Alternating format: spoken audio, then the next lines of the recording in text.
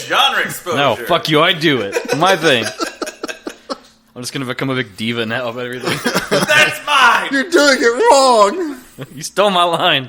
I'm going to go pay someone to make an angry comment about you online.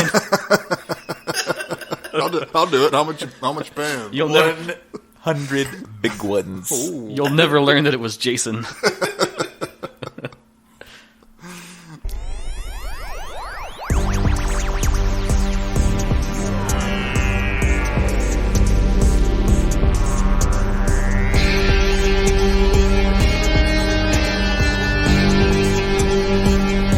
Hey, welcome to Genre Exposure, a film podcast. Join us as we explore the wide world of cinema, broadening our horizons one movie at a time.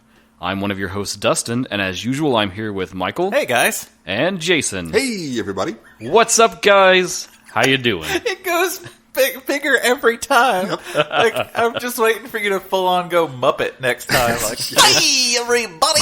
We've already got a few more episodes before that happens, but don't miss it. By the end of the year, maybe. Yeah. You just gonna be fucking great. turns into a Muppet. All right, so we are in the midst of a special time. Indeed. It is the most holiest of season for the horror fan. I thought you were going to say puberty. I was like, I still haven't hit it yet. Well, that's scary, too. I still haven't hit it. That's your problem. Yeah. Yes, it is October. We're going to live at large. We're going to go big with all these horror films. Yes. The holy season is upon us. I think the plan is we're going to try to have an episode out a week and just push hard and really get a lot of stuff out there. Yeah. Woo! That's right. So in the scheme of things, we'll each have done one movie. We'll have something special for the final week. Maybe have some bonus content in there. I don't know. Yeah. Depends how much time we have to crank stuff out. Just keep checking. Stay tuned. We'll do it. Yeah. We'll do it. Yeah. So today, our first Halloween special, we are talking about 1987's Blood Diner, directed by Jackie Kong. Fuck yes. One of the scariest films ever made. Fuck yes. Maybe one of the bloodiest for sure. I don't know about that. But first, before we dig in, like always, let's talk a little bit about what we've been watching. Okay, let's do it. Michael, you go first. Putting you on the spot. Okay, that's fine. So I'm going to do a TV show that surprised me. Another a bit. cheater. You guys keep cheating with these TV shows. Well, this one surprised me, and I felt like it's fair to give it some love. Okay. Okay. So it started on like the Chiller Network, which do you guys... What's a Chiller Network? Do you guys even remember the I Chiller do. Network? I do, because it was my indulgence whenever I would go on vacation to leave Chiller on in the hotel. Chiller didn't last long. They tried. Sadly. It's kind of like a precursor to Shudder. Tell you what, they played a lot of Leatherface, Texas Chainsaw Massacre Part 3. That's all they could I'm afford. sorry. That's all they were like. This is the only movie we can afford right now. So, Oh, man. I have a special vendetta against Jeff Burr, but that's another podcast. well, they started with this show called Slasher, and it was a whole season of basically devoted to a slasher. So you had a killer, kills, drama in between. It ran one season on Chiller, and then when Chiller died, a horrible, slow death that no one cared about, Netflix picked it up and ran 2 seasons of it. Still same format. Individual season is its individual story. And they're not interconnected, really. However, some of the same actors do appear. So it's kind of doing... Like American Horror Story. It was kind of doing American Horror Story, really, before American Horror Story was doing And American probably Horror better. Story. I Yeah, have big issues with that show. I won't trigger any of our listeners with that. I will. Yikes. Jesus.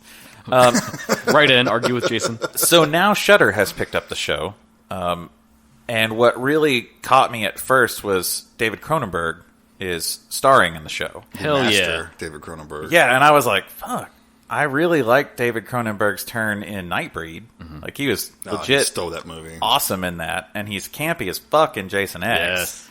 So I was like, well, if nothing else, I mean, it's Cronenberg, so if he's involved, I'll watch it. And I was really surprised. So, basic premise of the show is that David Cronenberg is a very wealthy man who's dying, and he's going to leave his fortune to one of his family members. But in order for them to get that fortune, they're going to have to play a set of games that he's laid out for them.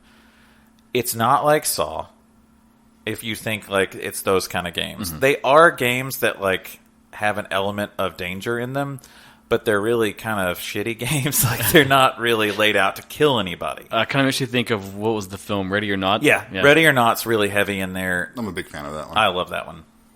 But it's not so much along those lines. It really focuses more amongst the family drama. Like, these are absolutely shitty-ass people. They're the typical, like, my daddy's rich, you know, I've never had to work for a thing in my life kind of people. And they reminded me a lot of the family members of Knives Out. Another great film. I don't care what anyone says. Dustin. Why are you staring at me so I just said it to trigger Dustin. So kind of that same family dynamic where they're all at each other. You know, everybody hates each other. But I think one of the coolest things about it is each episode has about a kill per episode. And that's where their budget is. Oh, nice. It's straight up in that kill. It's all practical effects, gore. They don't shy away. The camera doesn't turn. It's like, no, this is why we're here. Cool. We're here to do this. It's called Slasher. They better deliver. Exactly. And what I really find interesting is the show actually has flipped me, because I was like, I'm pretty sure I know who the killer is. Well, now they're fucking dead. So I don't. Are they really dead? Ooh. Oh, I don't know. I don't think this is anything. Is this an April Fool's bullshit movie? Yeah. So, is the release of this, is it like an episode a week? Yeah, they're dropping like a one-a-week thing on Shudder. See, I like that better than when they just like put the yeah. whole thing out, because you build that anticipation if you're Right. keeping up with it. And you have time to digest what just happened. You don't just move in. I tend to forget stuff when I do that, when I binge watch. It also keeps people from doing the 14-day free trial and then watching Right. everything. Sure, and then, it's so, very savvy business decision. Yeah, they're dropping one episode a week. They're only 3 episodes in right now, but by the time you hear this, it'll probably be done. But either way, that's fine. Then you can binge watch it if that's your thing. Yeah, if you want to do that, that's cool. I don't think it's anything groundbreaking, and it can be a little soapy at times, but I'm a sucker for that. You know, like I kind of get drawn in, and now I want to see who dies. I want to see how they kill him, and I want to see who the actual killer is. So it's got me a little bit invested. Cool. So All right. I can say I think that you could do a lot worse with your time than that. I bet you could. That's my ringing endorsement. DVD cover. You could do a lot worse with your time. All right, that's You my could punch yourself in the junk for half an hour, or you could watch Slasher. That's my pick. Slasher Flesh and Blood is the Flesh and subtitle Blood. of Okay. this one. And we don't need to watch all the others. They're all independent. Nope. However, the others, I've seen the Ski Lodge season. And this is on Netflix? The two, so Slasher Flesh and Blood, the one I just talked about, that's on Shudder. Shudder, right. The other two are on Netflix. What about the very first one? Is that I think Netflix actually has it. I was looking through the other day to see, because I was like, well, if somebody wanted to watch the others, where are they? Right. It's Canadian production, too, so you might end up seeing... Oh, you lost me now. It's kind of fun if you follow some Canadian like sitcoms and stuff like that, like Kim's Convenience or Working Moms, or things that most of our listeners probably would not watch. There's some similar actors popping up in there, and it's kind of fun to see them in a horror role. Cool. All right. Check it out. Cool. You talked me into it. I'm going to check it out. I guess I'll go next, because often I wind up being the last person. Okay. I want to try to mix that up. We don't want to make you come in last. It's okay. So, this is kind of ancillary to our podcast, but with the Grimoire of Horror, which Michael and I write for, I was very fortunate to get the opportunity to cover some of the stuff at Fantasia this year. I'm very honored to have that opportunity, and I'm very appreciative of them for that. I think if you're a horror fan, generally, you're probably going to know about Fantasia. I think it's probably one of the bigger festivals for genre cinema. Fantasia, Fantastic Fest, those are kind of the two biggies. So I've been watching a ton of horror films to try to cover stuff for this. And I've definitely been picking out some things that I'll probably pitch for the podcast next year when they finally roll out into wide release. When the rest of us lesser peons get to see them. Yes. But I wanted to highlight one of the ones I watched just to go ahead and put it out there in people's minds so they can be looking for it. And that is Ultrasound, directed by Rob Schroeder. I did write a review on this one. I'll maybe link it in our show notes if people want to go deeper with information about it. Cool. But it just follows this guy named Glenn, and one night his car breaks down, and he's forced to seek shelter with a married couple. And it turns into this strange, odd encounter where the husband asks him to sleep with his wife. And he's this weird, very charming, very charismatic guy. I've seen these videos. It's kind of like the Just a remake? He's kind of like the schlubby, sitcom dad almost, where he's just kind of lame and pathetic, but somehow you kind of like him and you just want to go along with what he says. Okay. And that sets into chain of motion these events that, like, all these different little stories. It's very Lynchian almost. I know you hate that term, Jason, but sometimes it applies. You've got like 5 or 6 stories going, and you're like, how do these even connect? But slowly, as the film weaves out, it starts to all kind of link up into this much larger story. And it has a ton of stuff to do with, like, this science experiment that has to do with, like, tones and audio signals. Kind of like, if you know, like, binaural beats, where you listen to, like, the tone and, like, meditate to it, and kind it of helps like you. Infrasound kind of thing? Yeah. It made me think very much of, like, early Cronenberg films. Because a lot of his had that thing where it's, like, a science experiment, and it's kind of gone wrong, or someone's misused it somehow. Yeah. Like Rabbit or something like that. They came from within. Yeah, Rabbit. I think of The Brood, too. Yeah. He's, like, kind of abusing his patient to create this weird phenomenon. Or Shivers, especially. Yeah. Well, that's also They Came From Within. Different title. Oh, yeah. I never remember the other title. But, yeah, so it made me think of Lynch. It made me think of Cronenberg. And I just loved it to death. And it's got one of those, like, stinger endings where you think they do a good job. Like, they do explain everything over the course of the film. Mm-hmm. But then right at the end, they kind of give you a little bit more info, and it hits you, and you're just like, fuck, man, I don't know if I know now, you know? Interesting. And that's Rob Schneider directed that, you said. No. Wow, that's a departure for him. No. Schroeder. Oh, okay. God damn it. Jason, every time we threaten to fire you from this podcast, and we don't. Fire me. And we regret it. You gotta get paid before you fire somebody. But it's very good, you very get paid. trippy. If you dig Lynch, if you dig Cronenberg, if you dig surreal stuff, you'll probably like it. It doesn't have any announcements yet about a wider release. I assume it'll come out next year sometime. I'll touch back base in on it at some point. Cool, yeah, let us know. Somebody will pick that up. Yeah. You know somebody will. Yeah, Maybe loved it. Shudder will pick it up. Oh! And you can watch it for free after you pay the $5 a month. And if you want to know more of the cool stuff our team has kind of picked out of Fantasia, you can follow the link I'll put in the show note and see all of our reviews that we've covered. It's not all horror. We did, we care a lot about like Asian cinema too, so we've picked up some action films and some other stuff. But cool. A lot of good stuff this year. Can I just interject how much I hate Jason? I just want to piggyback that onto yours. Okay. Speaking of Jason, what did you watch, You're my welcome. friend? Well, I watched The Green Knight. That is lucky bastard. Yeah. I did the whole you did the A24 special, screening room thing. What was that like, that experience?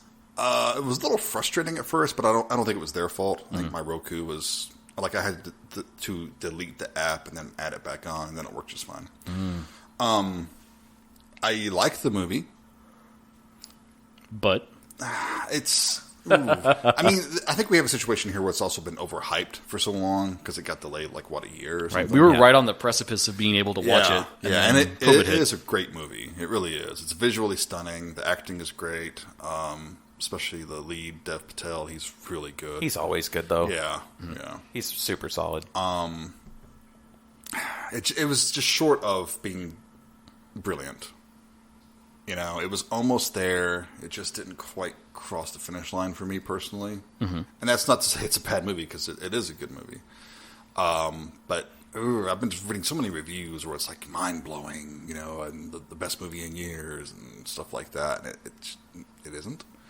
But it's definitely unique. And I am curious to see it, because the actual Sir Gawain and the Green Knight, that's one of my favorite classic pieces of literature. Yeah, it's really good. I don't know what this is almost one of those movies where I would have preferred if it was a bit more mainstream in a way.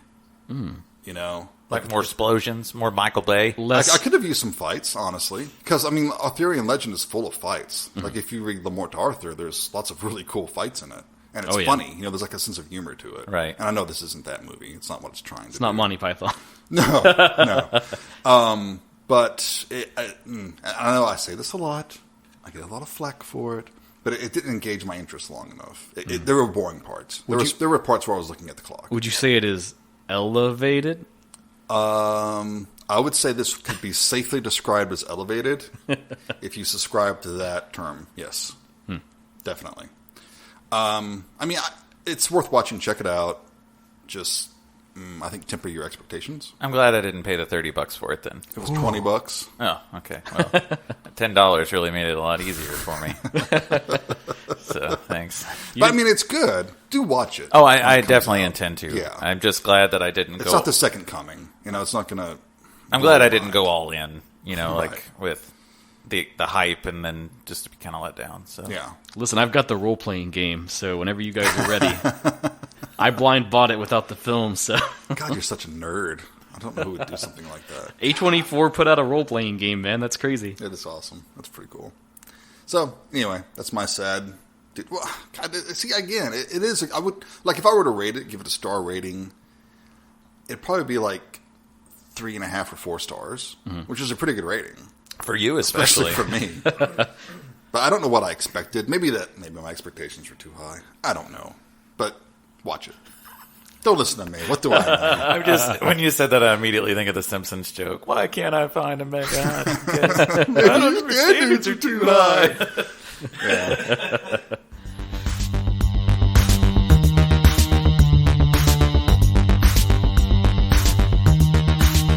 Right, so speaking of tempering expectations... From elevated to subterranean. I'm all choked up over Blood Diner and Green Knight. So, here's a real quick synopsis to get us started. Yeah. 2 cannibalistic brothers kill various young women to make their flesh part of a new special dish at their rundown restaurant, while seeking blood sacrifices to awaken a dormant, lost Egyptian goddess. Now, is this elevated horror, Dustin? I appreciate it. I don't think that most people would describe it. I think this is that other end. Oh. When you make that high art, low art divide. This is what someone would want to call low art, but I actually think there's a lot of talent here, so... Okay. Is this the one that we officially were, when we were chatting amongst each other in our chat thread, where Jason actually said the name of my autobiography, which is Sometimes Trash is Just Trash and That's Okay? Yes. Which is my life story. Yeah. So Trash is great. sometimes trash is trash and that's okay. Oh, and I love the tagline for this movie. First they greet you, then they eat you. Yeah. That's almost... Isn't that almost a zombie that has a similar... like they're I going to guess eat we you? are going to eat you. Yeah. It's a statement, I think taglines don't get enough love. Well, they're not used anymore because who knows about posters? Right. You see a little thumbnail on your queue, you can't read a cool tagline, Because I think Motel Hell has a couple, right?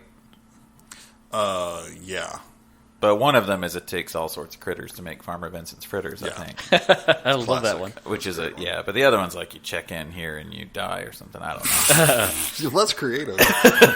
I like the first one. You gotta die. You come here. So don't. That's Rodney over there in marketing.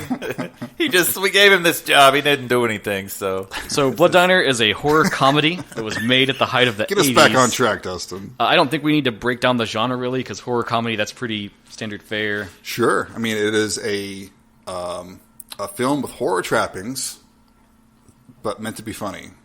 I think the key there is meant to be funny, Right? Because there's a lot of unintentional bad films that turn out to be funny because they're just bad. Yeah, like Plan 9 from Outer Space was not meant to be a comedy. Right. But Blood Diner knows what it is. Sure. At every turn. It's trying to be funny. Yeah, it's doing its best.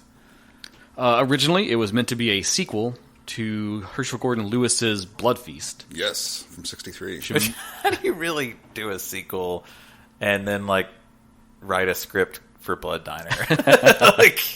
I don't know. I do think you can definitely feel that influence on it. We should probably talk about Lewis a little bit. He's the Godfather of Gore films. He is pretty called much. the Godfather of Gore. Yes, he did. Blood Feast was his first one in 1963. And then he did 10,000 Maniacs, Color Me Blood Red, Gruesome Twosome, Wizard of Gore. There's a ton of them. And they're all pretty badly made. And they've got this really skeezy 60s vibe to them, which I love. But he really pushed the envelope for the time on what you would show gore-wise in a film. Definitely. Yeah, they were a big hit at the drive-ins in the South. I'm embarrassed to say I haven't seen many of his films. Oh, you gotta watch them, man. I've seen Blood Feast and Wizard of Gore, I think, and that's it. 10,000 Maniacs is pretty fun. They're not good movies.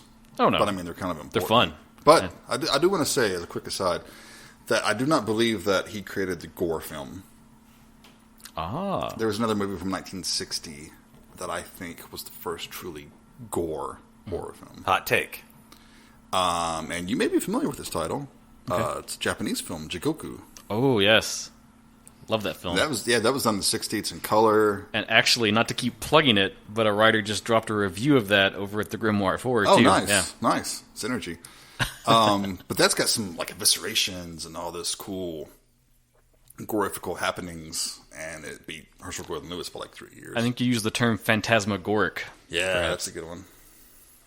So anyway, that's quick aside. Michael, you just look stunned. I'm just watching you two belate each other. That's great.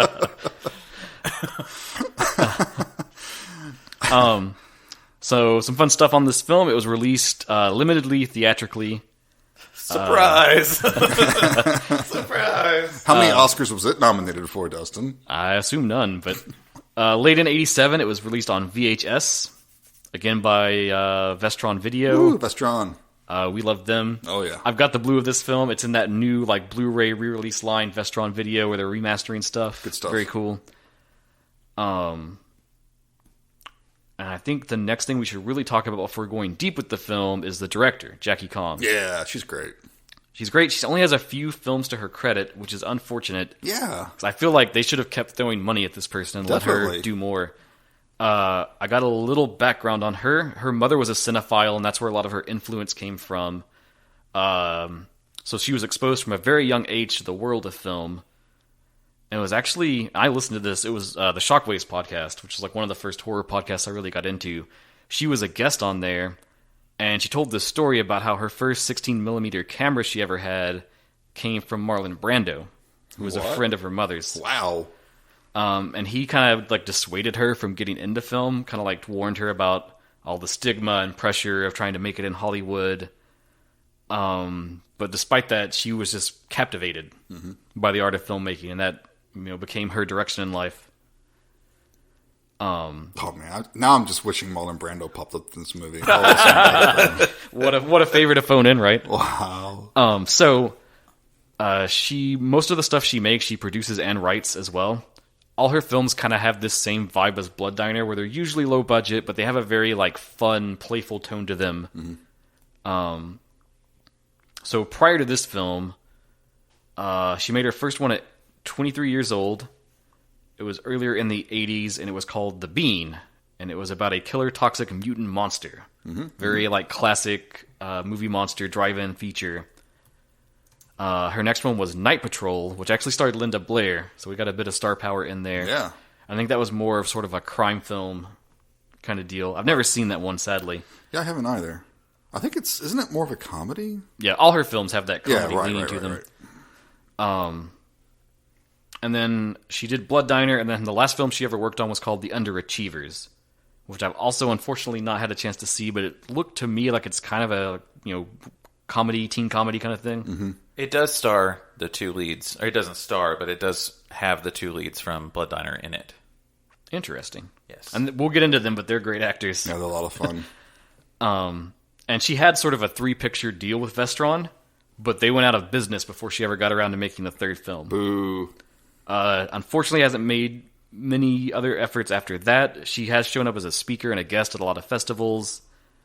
And currently she serves as the executive director of a nonprofit organization called Asian American Media Development. Awesome. So that's cool that she's being an advocate Yeah. for that kind of stuff. It's good she's getting some recognition now, because talk about a trailblazer. Oh, yeah.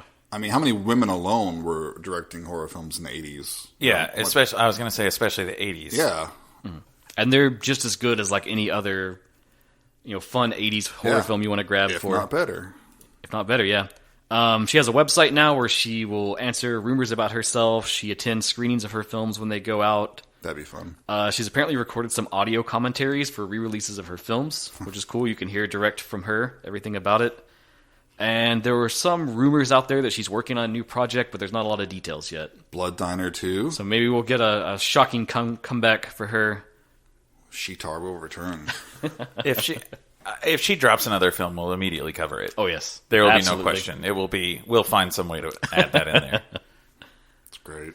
So as for the film, Yeah. when it opens, we've got this quaint little suburban neighborhood. Two kids playing with kids. toys It's like on back the in floor. the 60s, I guess. It looked like the 60s, yeah. Yeah, 50s or 60s. Two kids playing on the floor, just playing with their toys. Mom's kind of getting ready to go. And you immediately picked up on, I think it's Michael. He has the little like cat clock with the eyes that tilt back and forth. That was in like every show. Every 50s, 60s household had this cat clock. Didn't you say you always wanted one? I did, yeah. But he's like hypnotizing himself with it. I think it's Felix the cat. Wasn't it Felix the cat? I think. Inspired by, at least, has to be. Yeah. But yeah, the poor kid's just staring at the clock, man, like just getting lost. Yeah, the ones making like breakfast out of Play-Doh and stuff. Mm-hmm. The mom leaves, and good old Uncle Anwar shows up. Well, and we hear on the radio that there's a crazed man, lunatic, running around with a butcher knife in one hand and his genitalia in the other. Right. Immediately you get kind of the tone of this film. Yeah. It is not serious. It is just like slapstick funny. And there is even that little intro, too, where they kind of talk up how gory it's going to be. Oh, right. Yeah. Very classic, like, midnight movie, like, oh, you can't handle this film. Yeah. Now's your chance to leave. Mm-hmm. Uncle Anwar shows up, not like your typical uncle. He's not? He busts out. I mean, your uncle may I show hope up not. with a genitalia in one hand and a butcher knife in the other, Well, but not his own genitalia, but I mean, someone else's. Yeah, so he breaks the door down, which immediately you think the killer is coming to kill the two children. But it's just such a great when he finally, like, the door is a cheap, like, balsa wood door that he's busting down, and it's like backlit through it, smoke's coming through. The kids are immediately like, Uncle Anwar! Like, oh, okay, cool, they know this guy. It's such an epic moment. You think it's going to be this big, like, horror stinger where it's like, oh, the killer offs these children, and that's how you start. But then when he comes in, it's just like sitcom time suddenly. But he's already bloody, looks pretty, strung out and crazy and everything, but kind of needs to set the plot for the film by giving these amulets that he claims are 5 million years old to one to each child, and tells them, no matter what, you never forget the ways that I've taught you. Tell them to study their magic books. And so he, then he tells the boys, it's time for me to go after he's instilled them with these amulets. And yeah, cops have surrounded the place. He goes outside, gets gunned down. Yeah.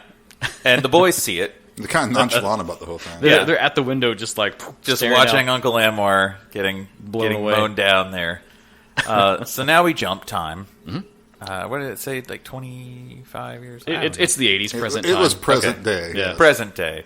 And now both boys, It's Michael and George. they own and run a diner.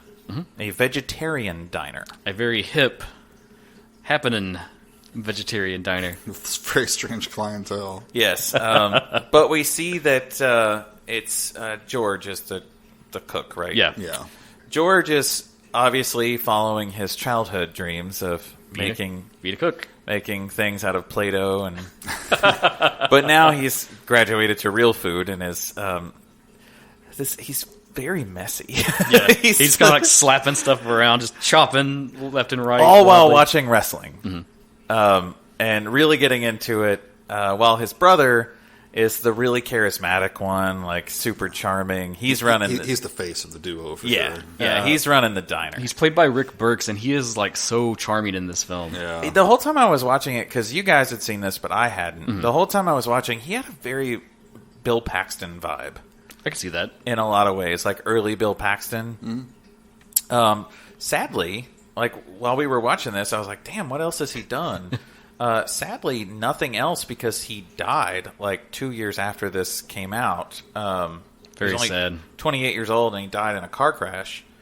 Yeah, it's awful. Because he would have been in other stuff. Oh, yeah. He was like, God, he would have been in so many 80s films. And I wish that he would have been in more. Yeah. Because he's just so charismatic.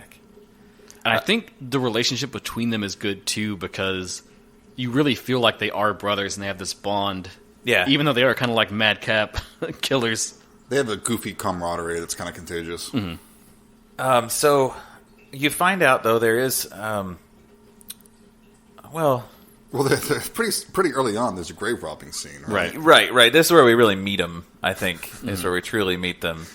They're digging a grave. And it was 20 years, that's right. Yeah. It's 20 Some years later. poor schlub of a night watchman at the cemetery comes wandering up and sees what's going on. Well, they immediately hit him in the head with a shovel and pop his eyes out of his socket completely. Great little gag too. The way it just shoots out. Another instantly setting the tone. Like, this is our first kill of the movie, and then we see, it's going to be that. Right. Even the kills are comical. Yeah, this is what's going to happen. And you find out what they're digging up is the corpse of Uncle Anwar. Uncle Anwar, yes. They do a little magic ritual and resurrect him as a brain in a jar. Well, they tear his brain out of his skull. Yeah. Which makes me think that the brain hasn't decomposed in all this time.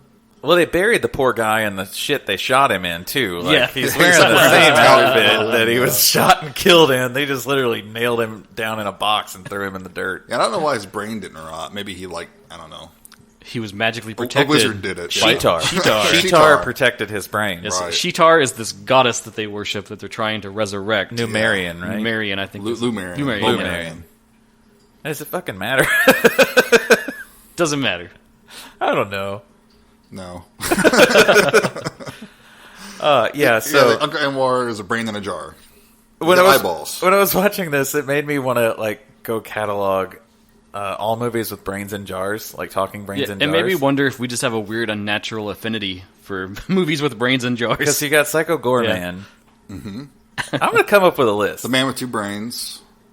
Does the thing that wouldn't die count? Where there's a head and a disembodied head? Or does that just be a brain? And I think it needs to be a Gotta be brain. a brain. Because Uncle Anwar is a brain and eyeballs. Yeah. Right. Oh, there's a brief brain and eyeball thing in Curse of Frankenstein. I think it is. Yeah. We need to compile this. Okay, all right. File that away for later. That's for another episode. That's when we're completely out of ideas. Yeah, we're doing Brain in a Jar movies. Brain in a jar. Woo! Episode 100. Yeah, but he kind of lays out the whole deal. They have to kill a bunch of people to assemble a body for Sheetar to inhabit. They need to capture a virgin to sacrifice. They have to kill many immoral women, as Uncle Anwar puts it. And they need to amass a lot of people to have this big feast upon this weird concoction of body parts. Buffet. A blood buffet, yes. Not a blood feast, a blood buffet. Well, yeah. It's meant to not do it, I'm sure. Sure, absolutely. And actually, one of the things that Jackie Kong said about this script was that originally it was much more serious. It was almost like a straight remake of Blood Feast without the jokes. And she's like, no, this needs to be fun. Yeah, and she made a great call, because we didn't need a remake of Blood Feast. We needed Blood Diner is what we needed. And I love that Uncle Anwar, he's so abusive, verbally abusive of the brothers. And they never take offense. It's like sort of a goofy thing. It's kind of like, oh, Uncle Anwar. Yeah. But she also described this movie as family loyalty gone wrong. That's fair. That's so if insightful. you look at it through that lens, it's like they're abused and brainwashed. And even though he's completely putting them down all the time with some very dated, horrible slurs that we shall not repeat here. Yeah. It was the 80s. You could probably figure it out. They never take offense or get mad. Right, they never even question anything. Yeah, right. They're so devoted to Sheetar. And I think that's part of the reason for that opening scene, is that you can understand that he has groomed them to this point the whole way. Right, yeah. Man, Uncle Anwar's an asshole. You're just now getting that? Yeah. Wow. Were you led astray by his many funny remarks? I was. So we find out, though, why the diner is so popular. Yeah. Because there's secret ingredients in all the food. It's people! It's people! They're basically taking all of the parts that they don't need to create the body of Sheetar and serving them up. So did the vegetarians think it's like tofu or something? Well, I love early on the food critic comes in there and he's like, oh, this is the best damn veggie burger I ever had. I think it's very much a nod. It's very much a joke towards, the same jokes still apply today. It's almost like everybody who's meat-loving, hardcore meat eater wants to put down vegetarians for their choice, and then vegetarians want to fight the meat eaters. And it made me think, too, of, sort of the, what would you say it, Hollywood fad culture, where someone just, takes off. I think that's really when vegetarianism really became a thing in the 80s. It was very much of a fad. And so they're really poking fun, oh, yeah, you think you're eating vegetarian, but you're not, you're eating your people, kind of a thing. But that's, the jokes are leaning heavily towards that. And they're almost, it's like borderline winking at the camera. Yeah. You were waiting for them to break the fourth wall and just turn and wink when they eat the special fish fingers. And I love how the critic, like, he ends up helping them and, like, bringing in tons of business. But the one time he just says something and it hits George wrong, and he just gets him in, like, a headlock and starts beating him up. But then they're just, like, cool afterwards. The food's so goddamn good, He just keeps eating. He's got no problem with it. It's so good. What was his name? Vitamin C? Oh, gosh, I think was his Yeah, name. but you can call him Vitamin. Vitamin C. And this man is rather a large man. Would not be the typical vegetarian that you think you would see. And at that same scene where he ends up getting him in a headlock, ends up with Vitamin C spraying vomit on the entire I think diner. that came later, didn't it? I think the I think that was headlock the is later where... I think it's later when he barfs. Oh, Basically, he does throw up. I think he goes right back to eating. yeah, it's so good. Yeah, everything's so good. He just goes right back to eating it. That is one thing. Like, the actual narrative is pretty light, so a lot of it's kind of just these, like, comedy set pieces. It's as almost they vignettes. build up to the final. Yeah. And we meet Connie here. Yes. The heroine of the story with her friends. Nice, innocent Connie. Her friends are trying to get Connie to come do this thing with them to make some money, which is topless aerobics. Another 80s fad. Cheerleading. Yep. Right. Specifically, cheerleading topless aerobics. We get a little peer pressure, too, because they're like, all you got to do is show your tits. Yeah. And the really sad part is Connie's just sitting there crying. Yeah. And they're like, well, whatever. We're going to go do this. Well, bad things happen to those topless aerobics cheerleaders. And Ronald Reagan and Nancy Reagan show up and gun them down with a machine gun. Didn't see that coming. Yeah, which is not actually... It's such a funny scene, too, the way it plays out. And it's actually Michael and George, wearing masks or whatever. And they're amassing parts for Sheetar, so they show up and kill all the cheerleaders. And make no mistake, you're going to see plenty of the topless aerobics first. Yeah, it's pretty funny. It's very gratuitous and very winking at the camera gratuity. It's quite great. I don't know if it's Murder Rock levels, but it gets there. Murder Rock is its own thing. Yeah. So yeah, they get a bunch of parts. Michael kind of hits it up a little bit with Connie. He's very nice to her. He's a charismatic guy. I mean, yeah. And that's one thing, too, about the characters in this film. I think they're all kind of turned up to 11 and exaggerated just a little further than you would expect. Like, Connie is so sensitive, so innocent, so sweet. Like, everyone's just kind of taken that next level beyond if they were in a more normal film. Yeah, and I feel like her mullet is also the same. Like, if it was, it would not be as mullety if it were in a normal film. Probably not, no. Even her mullet is exaggerated. I don't even fucking know where it goes after this, because it's just... It's a lot of vignettes of them kind of killing people, getting parts. Collecting parts. Uncle Anwar describing what they have them. to do. They have to get so many... They piece together Sheetar's body of the various body parts of the women they've killed. Makes me think very much of like Frankenhooker, too. Or so like the woman Frankenstein amalgam. That would be a great double feature with this movie. It would, yeah. I was thinking that, too, yeah. Want a date? Yeah. We meet some other side characters. There's two detectives that are trying to solve these murders.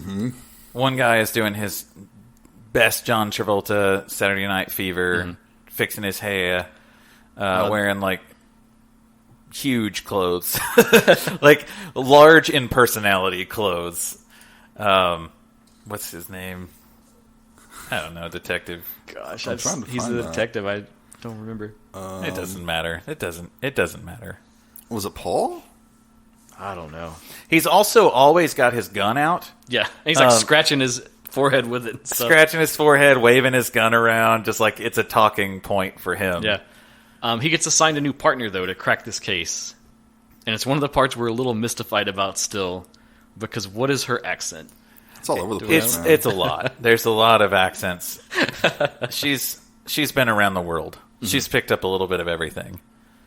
But what I do really appreciate this is that they actually put a female in this role and actually made her the most competent one of the entire group. Oh yeah, she's definitely the straight person to the chaos. Yeah, and it's great because typically there's no nudity with her. You know, she is always very respectfully clothed. She's always the one that knows what's going on when all the men are just fucking idiots. And interestingly, Jackie Kong said, and all of this comes from the In Search of Darkness documentary, Part 2. Which Right, they featured her on there, right? Yeah. And she said that half the crew were women, and she intentionally had different nationalities represented in the movie. That's awesome. Yeah. Because the police chief, I think he's of Indian descent. And yeah, there's just... And the woman we're talking about, the police officer, I can't remember her name either. But yeah, we're trying to place her accent, and I mean, hell, she could have been from all over. It goes in a lot of different directions. Sometimes it's actually unintelligible. But that brings me to the point... Kind of adds to it, though. That when I say it's unintelligible, it's not because she delivered the line poorly. It's because all of this movie was re-recorded in ADR. Yeah. And we talked about that while we watched it, and I did a little digging. This film had a budget of $330,000, and it was shot in 3 weeks. Nice. Okay. So I'm sure It's ADR much cheaper was and easier not to do. Yeah, probably the only option they had. So if you're not familiar with ADR, it's basically, we've talked about this before, but it's where the audio is not... Additional dialogue recording. It's not recorded really on set. It's recorded afterwards. Yep. There's not always the best syncing with that to where sometimes it's not it makes always... it feel a little funny. Yeah, it's like maybe a millisecond off. Yeah, if you love Italian films, you've seen it. Oh yeah, yeah. I've seen so many it doesn't bother me anymore, but I'm sure for some people, if you've never encountered it, it might kind of pull you out a little bit. It really adds to it for me for this one, though. It helps the comedy, I think. It adds Yeah. that hyper reality of everything. Yeah. Especially with one of the strangest characters in this movie. They have a rival restaurant that's kind of down the block. He loses all his business when they take off and get really popular. And he starts to scheme to, like, steal their secret recipe. Now that I'm talking through it, it's almost like the plot of SpongeBob, basically. But there's this weird... It's You see the scene. The scene just starts. Yeah. And it's the police detectives interviewing him. And he's behind the counter cooking or whatever. And there's an obvious dummy sitting there at the counter. And you not hear a the dummy talking. Yeah, not a dummy person, like an actual, like, doll. Like Yeah. a mannequin And type the cat thing. talks like this. Yeah, yeah. And what you start to notice, kind of just out of the corner of your eye, kind of in the background when people turn their heads, is the cook is, like, throwing his voice. And he's the one that's making it talk. The whole time you're like, what the fuck is going on? It doesn't... I even said... You were like, what is it? What? You were looking at us? Why? Why is this happening? Yeah, the Is- very last scene, you see the cook throwing his voice, and you're like, okay. Even still, after that, I was like, the fuck just happened? What? It's very out He's of... trying to make his place look busier than it actually is. It's very out of left field, and I think part of the best part about it is that the detectives treat him as if he's a person. Yeah. They don't treat him as if he's a dummy, that he's very obviously a dummy. They're interacting with him. But the best part is once it's just him and the dummy, he still does it. Oh, yeah. It's like a compulsion now. This is his friend, man. This is who he spends all his time with. And even as he plots to break in and steal it, it's the dummy that's, like, echoing back with him and being like, oh, I don't know if you should do this. Such a strange moment, but better more than I think back. Like, at the time, I'm very what the fuck is happening, but now I'm very much in love with this character. We get some iconic cinema locations in this film. Yeah, sure. It's obviously shot in L.A. The one kill, he drives out after that person, is it Bronson Caves? Yeah, Bronson Caves, yeah. We don't have the time to list all the films that have been shot there, but that's just like a super iconic location. Yeah, everything's been Star Trek. Everything has been. Every Western ever made's been shot there. And Robot Monster. Oh, is yeah. probably a good example of an early cult film that was shot there. And that whole passage is another part where there's this great comedy piece where just on the way, George notices a guy kind of like struggling to go along the road. And he just decides like, oh, I'm just going to like drift over and hit him and kill him. But he can't kill the guy. Right. He runs over him, backs over Yeah, he him. sees in his mirror a guy getting back up. He's like, screw this. He backs up, tries to kill him again. He gets back up. And it's The extremely... pacing is so perfect because it gets to the thing where it's like, well, that's the final time for sure. And they take it just long enough. Right. It becomes not funny, and then it crosses the line to get funny again.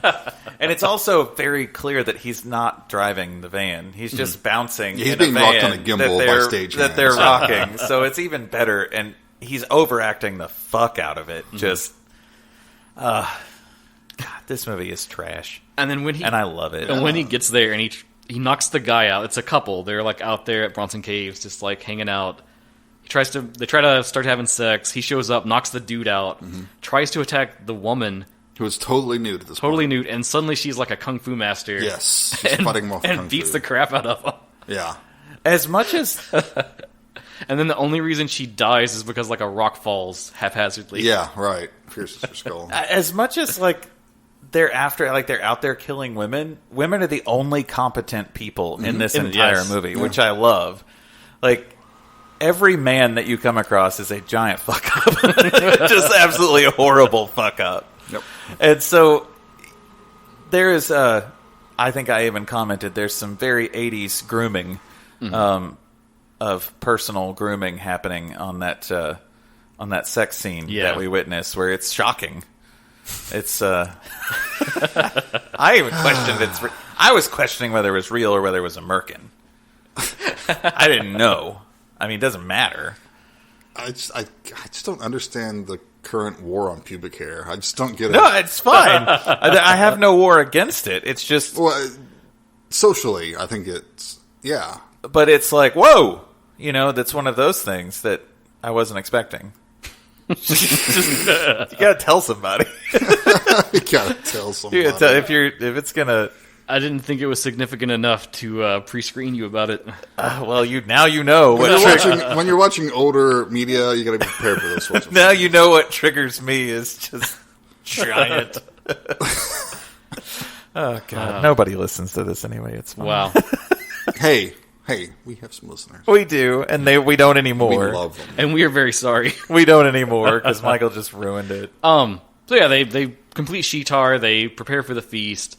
They go to a club and kind of sweet talk the guy there to get him to like throw this party. Yeah.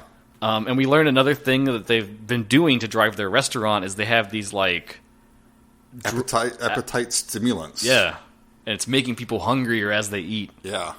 And he's like, hey, just give these out at the party. It'll get everyone jazzed up. Which pretty much turns them into zombies. Yes. Like flesh-hungry zombies. They even turn green and everything. Very poorly painted green, which is even better. Yeah, right. It's like, you can see the finger lines. Yeah. Where they painted it on with fingers, which makes you can't even afford better. brushes here. Slap, slap, slap. You got to talk about the band, though. Well, we'll get to that because okay. we're not quite to the big spectacle yet. We missed my favorite I'm kill jumping of the thing, though. Talk about it. They go out. George and Michael go out to. They get dressed up, and they're dressed in costumes, and they go out clubbing, and meet these two ladies. Oh, right. Yes. Who are very keen to have a good time. You know, they're looking for some fun or whatever. Well, George and Michael take these two ladies back to the diner, you know, to get some stuff going. Well, Michael decides that... Or is it George? It's Michael. It's Michael's the smooth operator, and he's like, hey, George, go with her in the back and give us some space. Right, so Michael's going to kink things up a little bit. Mm-hmm. They're making out a little bit, you know, so he's going to kink things up. And you see him flip on the deep fryer. Yep. Yeah. And starts making a batter. Mm-hmm. And that's not a euphemism. He really makes a batter. He's making a batter, flour and water, egg, whatever. And starts to coat said woman in batter. She's into it. And she's into it. You know, it's a very consensual thing until he shoves her head in the deep fryer. And what comes out is a giant fried hush puppy head. Just like a little bit of hair coming out. Yeah, it's so absurd. It's so obvious, like a big paper mache ball that Yeah. they've painted to look like a hush puppy on her head, and she's running around slamming into things like Pretty with this. hilarious. Until finally she gets her hush puppy head knocked off. Mm-hmm. And then this is another scene too where you have this thing where the woman's very competent. Because George's victim, they're kind of in the back making out, and then suddenly she gets that, like, oh, I need to go. I need to check on my friend. I need to go. And they kind of struggle and try to kill her, and she manages to get away, and she's at the back door, and she could totally leave. And then they just do this goofy thing where she's like, oh, wait, my purse. Yes, everything drops all of her contents, but she needs the things in her purse. She has to stop and gather them. Yeah, so she goes back for a prayer, and then she dies. But, Yeah. Yeah, that's my absolute favorite kill. That's a great it's one. the most absurd, ridiculous thing I think I've seen in a long time. Yeah, it's pretty great. But I think we can jump back ahead now. During the build-up, the other main plot, their rival restaurant, he breaks in, he steals Anwar. Right. They have to go kind of scuffle with him, get him back. And it's funny because they even mess with the dummy that's there too. And they do a great setup return thing because early in the film when the detectives interview the guy, he says, "I'd give my right arm to know that secret recipe." And when they're escaping, he is trying to get them through this grated window, and his right arm's sticking through, and they just whoop lop it off. Yep. And it's a lovely gag where you can totally see the guy's hand, He's got his hand tucked in. And obvious. it's starting to pop out a little bit, as he's still trying to act with it. Blood's It's gushing great. out. Yeah. So he runs to his car to drive away, and they hack off the other hand. So he's driving away, using his stumps. He's just blood shouting, shooting everywhere. He can't see. I think it's spraying on the windshield. Then he wrecks. But yeah, so they've got Sheetar, they've got the buffet ready, they kidnap Connie, they go to the party. Oh, there is the wrestling match. Do we even want to talk about that? That part's kind of weird. Yeah, it's very much of a non sequitur kind of scene. I mean, it's kind of amusing. Yeah, because he fights. What's the guy? Is it Jimmy Little Hitler? Jimmy Jimmy Hitler. Jimmy Hitler. Yeah. Yeah, a lot of swastikas in this movie. There was. Yeah. So he kicks his ass. George kicks his ass, bites his leg, tears a chunk out, Sprays blood on all over Connie. Yeah. Yeah. She wants to leave. Yeah. That's when they abduct her. Yeah, he just punches her out and they take her. That scene was rough. That was The punching scene? Yeah. Because that's the first time that, I don't know, I think it's her innocence that got me. Yeah. Damn, dude, you didn't have to punch her. Yeah, because it wasn't really funny. It was It was just punching a girl. Yeah, he just punched a girl. That's where it kind of pulls you back. That's oh, these are psychopaths, and they're trying to have some kind of black magic ritual. Yeah, they're goofy, but they're also bad. Yeah, they're killing a lot of people.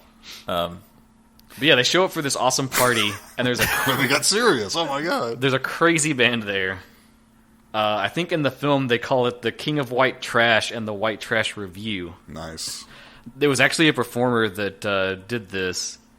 I've got it in my notes. Hold on. And this is where we see more swastikas, because Two of the band members. yeah, two of the band members are dressed up like Nazis. And they're this, Hitlers. they're this awesome, very 80s, kind of punk, kind of Yeah. I don't even know what you would call their genre. It's kind of like Talking Heads meets the Cramps. Yeah, Cramps was a huge influence there, you could But tell. the performer is called Dino Lee, and the songs they perform on stage are actually from an album he made called The King of White Trash from 1985. It's out there, it's on iTunes, it might be on Spotify, so you can track this down and listen to it. The one that's the big number during all the chaos is called Stud Pony. And you notice when they're doing the song, they're all kind of doing a gallop horse dance while it's going on. I actually really liked it. It was fun. It is so good, man. I really liked the music. It was I one like of those... They're hype girls that you were talking about. Yeah. I like that.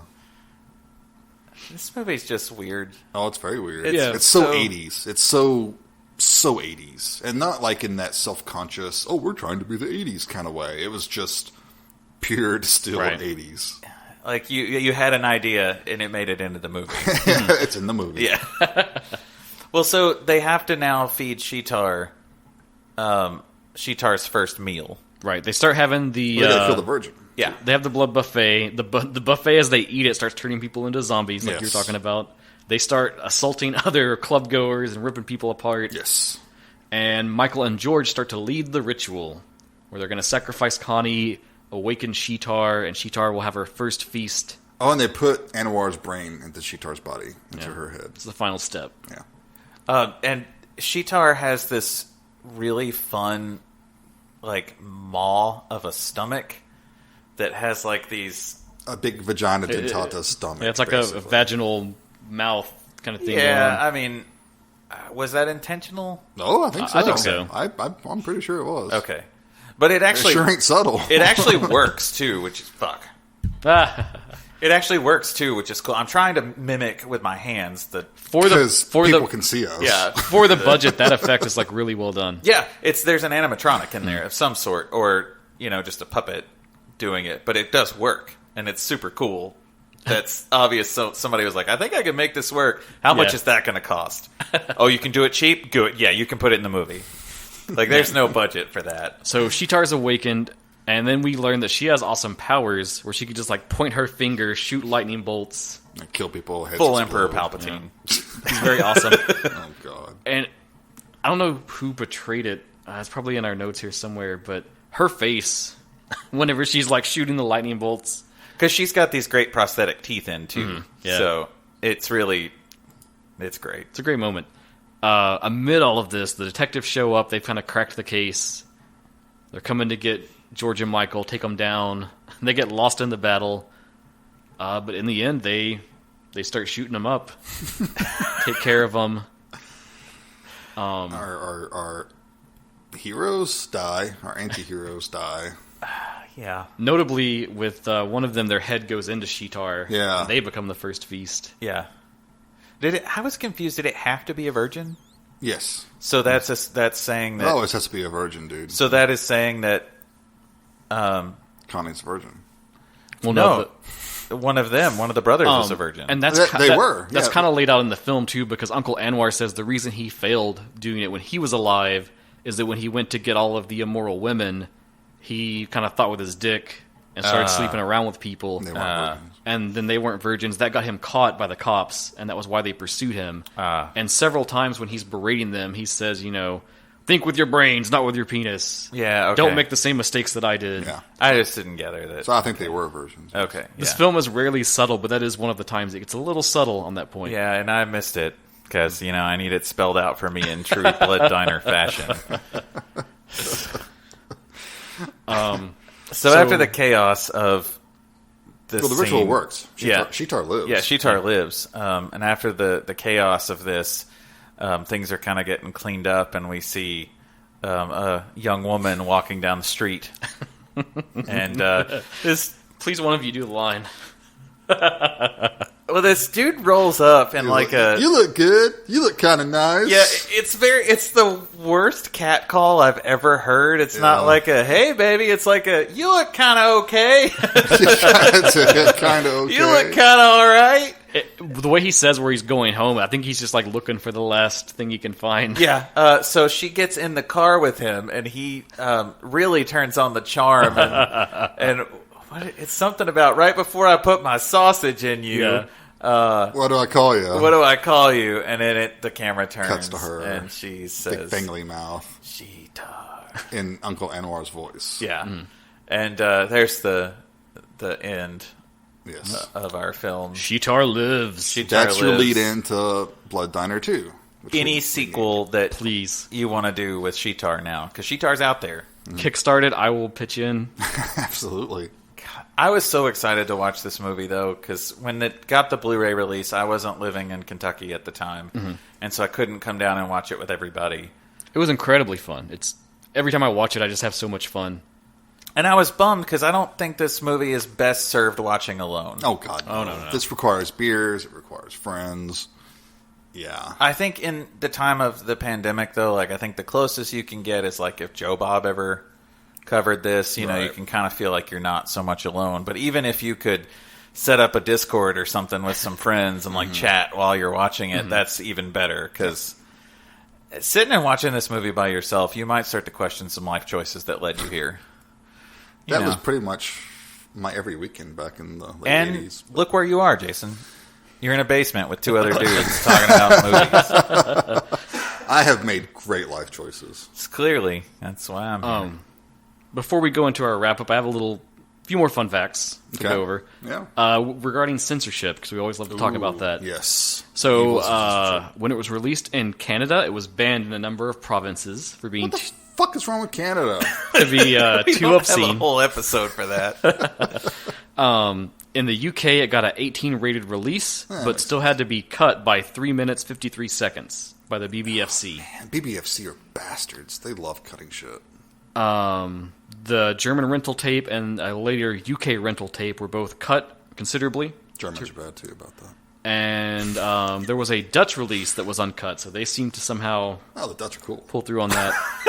And there was also an R-rated Australian home video release in '88 by Vestron, and that remained uncut. Wow.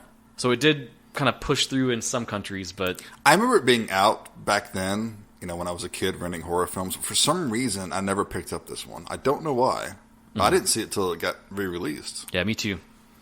I think a lot of people didn't, which is sad, but All also the crap I saw. I don't know why this wasn't If part you of it. if you are like a connoisseur of 80s horror films and you've not seen Blood Diner, it's definitely one you need to check off your list. Absolutely. It's fun. It's a fun movie. It's not a serious movie. I'm not even sure I would say... It's not like a traditionally good movie, but it's a very fun movie. I'd fully say this is elevated horror. This is elevated as elevated can get. Listen, there's social commentary. There's emotionally complex characters. Yeah. It checks all the boxes. Well, I guess it is. Wow. I think it's probably known what our thoughts are on this, but It's not the kind of film we have to deep dive and go like 2 hours to like rack our brains like Under the Silver Lake. It's just a damn fun movie. yeah, It's a fun it really movie. is. It's a And fun... it needs more celebration for it. So I'm even hesitant on star rating on this one, but I mean, for me, I would give it 4 stars because of the amount of fun I have watching it. Yeah. okay. Like, I'm not gonna say it's not a 4-star movie, but it's a fun 4-star movie. That if I were gonna hang out with some people and watch something stupid and like, Again, it's about intent. and What did this sit and movie laugh. intend to do, and how well did it succeed in its intentions? I think that it intended to make me laugh and it succeeded very Right. well. Yeah, exactly. And comedy is very subjective. We talk about that a lot. I can't imagine watching this and not finding something funny here, though. Yeah, I don't want to meet the person that doesn't think it's funny. yeah. Oh, Yeah. Me either. there's something in it. There's something in it that you will There's laugh just at. so much charm and passion involved, I think. Yeah. Jason, final thoughts, letterboxd rating. I would go with 3 stars, Okay. which maybe sounds harsh after everything we've said. But I mean, it's a good, fun movie. It has a lot of chuckles, has a lot of laughs. It's a good, solid 3-star, trashy, funny horror flick. But maybe it's definitely more on the side of comedy than it is horror. Oh, yeah. Yeah, That's for for sure. sure. So that's a caveat here. It's the month of October, but still. There's enough horror trappings here. Definitely. For hounds and people who just, love the genre. But yeah, 3 stars. I feel like I've already said enough, so I will just preface by saying this. I don't think that 5 stars means a perfect film. I think it just means a really great film. Oh. Having said that, 5 stars, fucking love it. Kong is king. Yeah. Nice. Oh, man. 5 stars. This movie is at least as good as The Reflecting Skin, everyone out there. Yes, I think so. All right. Here we go. I'll die by that. Nice. Well, I'm super excited for next week's pick. Yeah, what are we doing? We've all seen it, but It's I been don't. a long time for me. But I also don't think enough people have seen it. Right. So we're going to go with 1986, Ted Nicolau director, TerrorVision. Woo! Yes. Finally gonna deal with my man, Charles Band. Same vein. We're going with the kind of schlocky horror comedy here, but I love him. You love him. We all love him. So why not? Yeah. It's Let's a do great it. one. Don't miss it. It's a fun movie. All right. Well, as always, thank you so much for tuning in. Please reach out to us with all of your comments, concerns, thoughts, or questions. We're always happy to answer them and potentially even do an episode on them. Aye, aye. Reach us at, you can do Facebook, The Twitters, the Twitters, Instagrams. Email us at genreexposure@gmail.com. send us a raven Yep. or a pigeon. Ravens are probably harder to Write come us a by. missive if you were the artsy type. Yeah, any of these things. You can reach us anywhere. No, they can't. They don't have a P.O. box. What would they send the missive to? If you really want to send us a letter, email us first, and we will give you a way to get it to us. Yes. Somebody fucking sends me a letter, I'm going to die. I hope so. I great. want an actual letter. All right. Well, thanks so much for listening. It's been fun as always, and we will see you guys next time. Bye, everyone. Happy Halloween.